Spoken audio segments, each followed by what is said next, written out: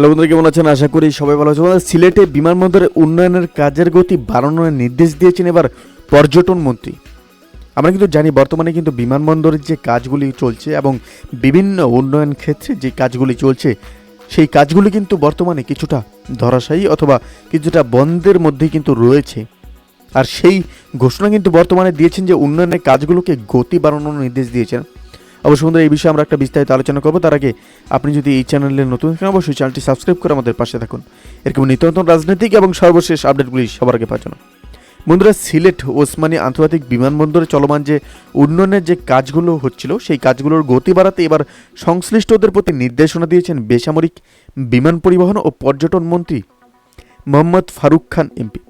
তিনি আজ সিলেট ওসমানী আন্তর্জাতিক বিমানবন্দরের যে কর্মকর্তারা রয়েছে সেই কর্মকর্তাদের সঙ্গে অনুষ্ঠিত এক বৈঠককালে এই কথাগুলি বলেন এবং নির্দেশগুলি দেন।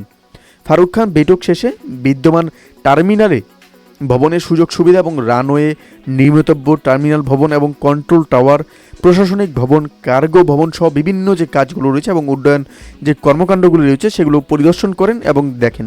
এই সময় কিন্তু বেসামরিক বিমান পরিবহন এবং পর্যটন মন্ত্রণালয়ের সচিব মোহাম্মদ মোকাম্মেল হোসেন, বাংলাদেশের বেসামরিক বিমান চলাচল কর্তৃপক্ষের chairman air vice marshal Mohammad Mafidur Rahman এবং বিভিন্ন ব্যক্তিরা সেখানে উপস্থিত ছিলেন।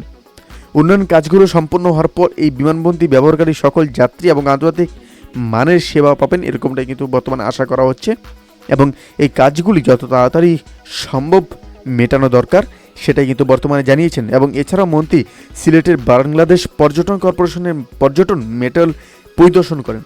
পরে শহরের জেলা পরিষদ মিলনায়তনে সিলেট জেলা ও মহানগর আওয়ামী লীগের নেতৃবৃন্দের সঙ্গে এক মত বিনিময় শেষে তিনি হযরত শাহজালাল মাজার এবং মন্ত্রী কিন্তু সেখানে কিন্তু যান এবং সেগুলো কিন্তু বর্তমানে পরিদর্শন করেন।